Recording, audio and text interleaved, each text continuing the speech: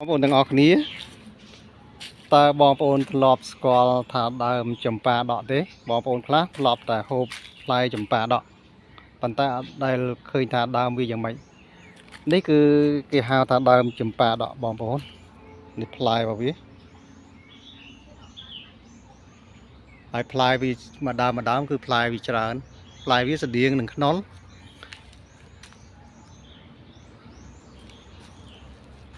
ហើយស្លឹករបស់វាក៏ស្តៀងខ្នុរដែរស្លឹកវាន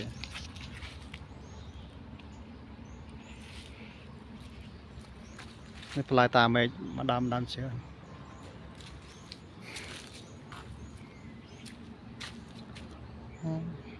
នេះបងប្អូនមើលអានេះផ្លែវាច្រើនពេកវាចង្អៀតវាធ្លាក់ដីវាជ្រុះខ្លះក្អូបហិតមើលក្អូបទុំចាំមើលចំហែកមើលអានេះវាស្អីតែវាសាច់របស់វាសាច់របស់វា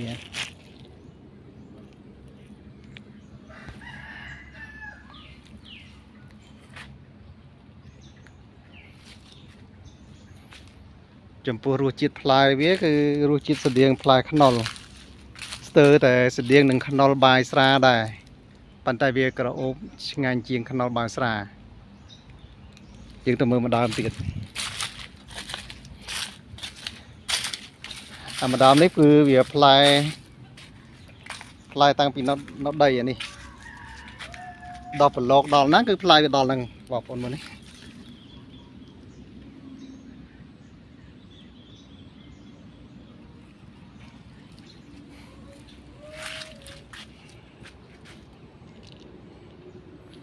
អានេះផ្លែវា3មួយកោមអានេះផ្លែវា3 4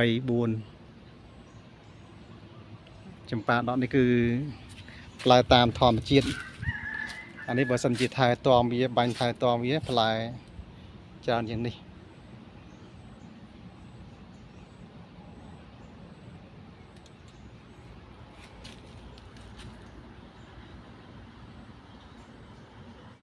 ផ្លែចម្ប៉ា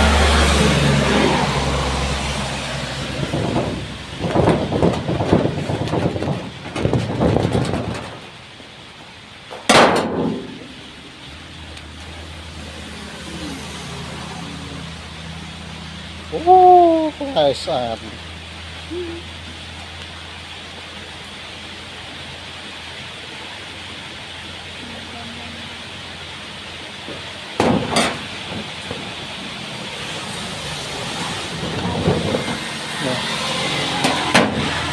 េះឆ្ងាញ់